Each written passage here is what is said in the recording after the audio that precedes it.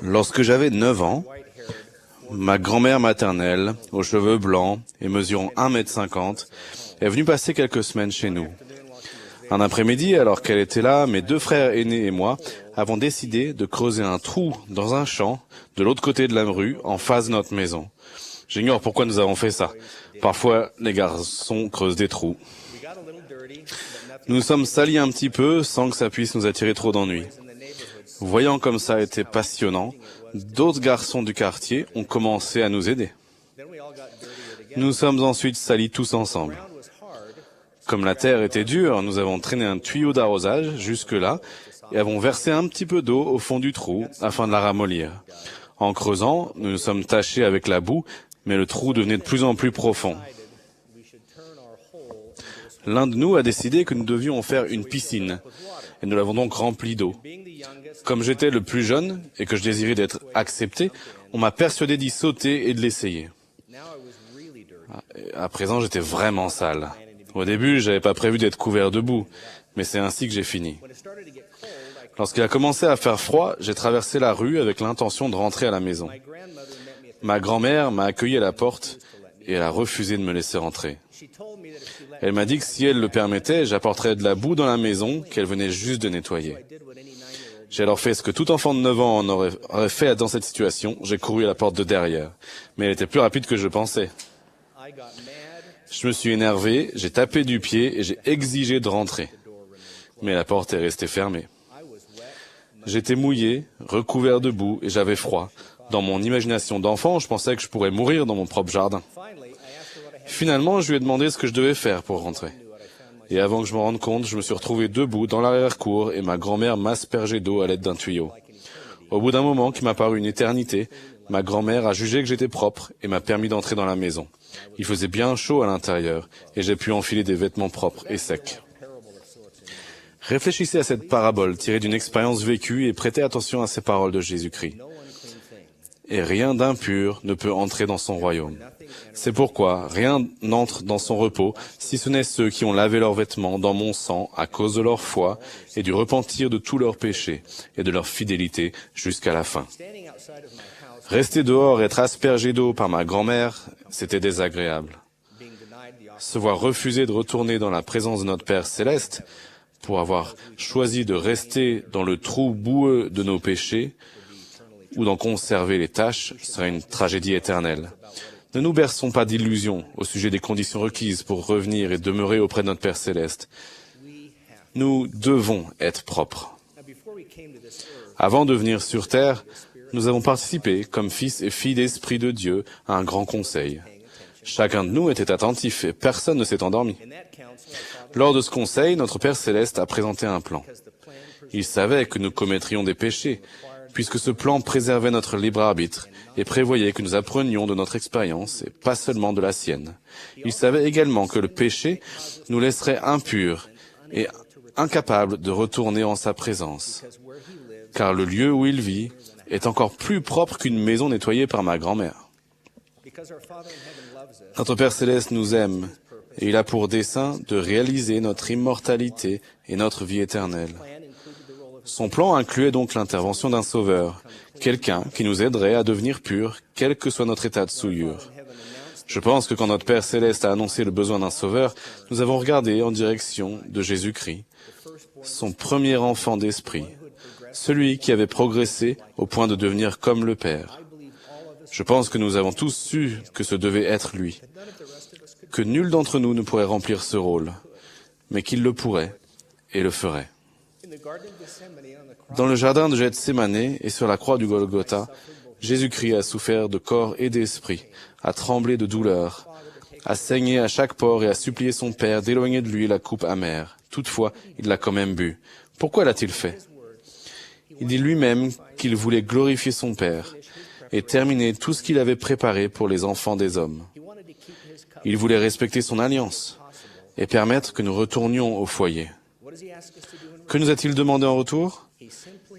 Il nous supplie simplement de confesser nos péchés et de nous repentir afin que nous n'ayons pas à souffrir tout comme lui. Il nous invite à devenir purs afin de ne pas être laissés à la porte de la maison de notre Père Céleste.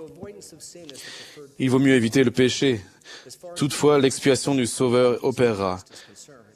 Quel que soit le type de péché que nous avons commis ou la profondeur que nous avons atteinte dans le trou de mon histoire.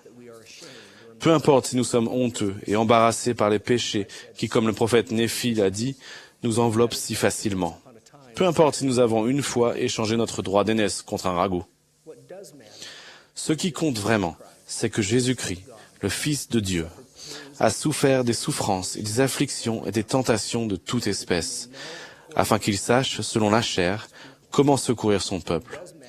Ce qui compte, c'est qu'il a consenti de venir sur terre et de descendre au-dessous de tout, et de souffrir davantage d'opposition qu'un homme ait jamais pu supporter.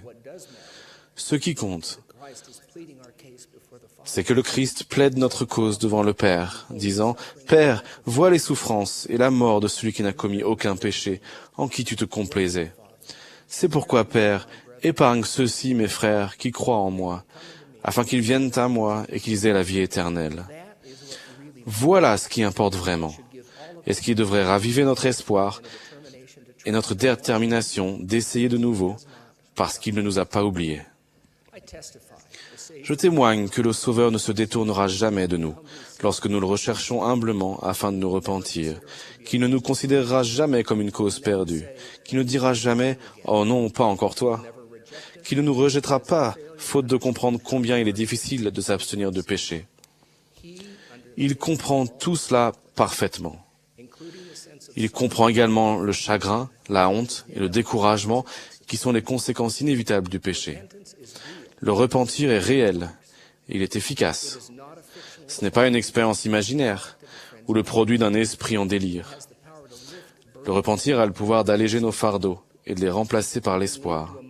Il peut produire un grand changement de cœur qui fait que nous n'avons plus de disposition à faire le mal, mais à faire continuellement le bien. Le repentir n'est nécessairement pas facile. Ce qui a une portée éternelle l'est rarement. Mais le résultat en vaut la peine. Boyd K. Packer a témoigné lors de son dernier discours adressé aux 70 de l'Église, je cite, « L'idée est la suivante. L'expiation ne laisse aucune trace. Ce qu'elle répare est réparé. L'expiation ne laisse aucune trace. Elle guérit tout simplement, et ce qu'elle guérit reste guéri. » Fin de citation. Ainsi, notre espoir de vivre à nouveau avec notre Père repose sur l'expiation de Jésus-Christ, sur la disposition du seul être qui n'ait jamais péché à prendre sur lui, bien que cela contraste de manière saisissante avec les exigences de la justice, tout le poids des transgressions du genre humain, y compris les péchés de certains fils et filles de Dieu qui décident inutilement de souffrir seuls pour leurs péchés. Nous, membres de l'Église de Jésus-Christ des Saints des Derniers Jours, attribuons un plus grand pouvoir à l'expiation du Sauveur que la plupart des gens, car nous savons que si nous contractons des alliances, nous repentons quotidiennement et endurons jusqu'à la fin, il fera de nous ses co-héritiers, et comme lui, nous recevrons tout ce que le Père a. C'est une doctrine stupéfiante, mais pourtant elle est vraie. Grâce à l'expiation de Jésus-Christ, nous pouvons répondre à l'invitation lancée par le Sauveur, « Soyez donc parfaits, comme votre Père céleste est parfait », sans éprouver de frustration à l'idée d'un objectif hors d'atteinte. Les Écritures nous enseignent que tous les hommes doivent être jugés selon le saint jugement de Dieu. Ce jour-là, nous n'aurons pas la possibilité de nous fondre dans la masse ou de justifier notre souillure en pointant d'autres du doigt. Heureusement, les Écritures enseignent également que le Christ, lui qui a souffert pour nos péchés, qui est notre avocat auprès du Père, qui nous appelle ses amis et qui nous aime jusqu'à la fin, sera notre juge final. L'une des bénédictions souvent oubliées de l'expiation de Jésus-Christ, c'est que le Père a remis tout jugement au Fils. Frères et sœurs, si vous êtes découragés, ou vous demandez si vous pourrez jamais sortir du trou spirituel que vous avez creusé, s'il vous plaît, souvenez-vous qui se tient entre vous et la justice, qui est rempli de compassion envers les enfants des hommes, et qui a pris sur lui nos iniquités et nos transgressions et a satisfait aux exigences de la justice. En d'autres termes, De même qu'a fait Néphi alors qu'il doutait de lui-même, rappelez-vous simplement en qui vous avez mis votre confiance, en Jésus-Christ. Ensuite, repentez-vous et éprouvez de nouveau, malgré tout, une espérance d'une pureté parfaite. Au nom de Jésus-Christ. Amen.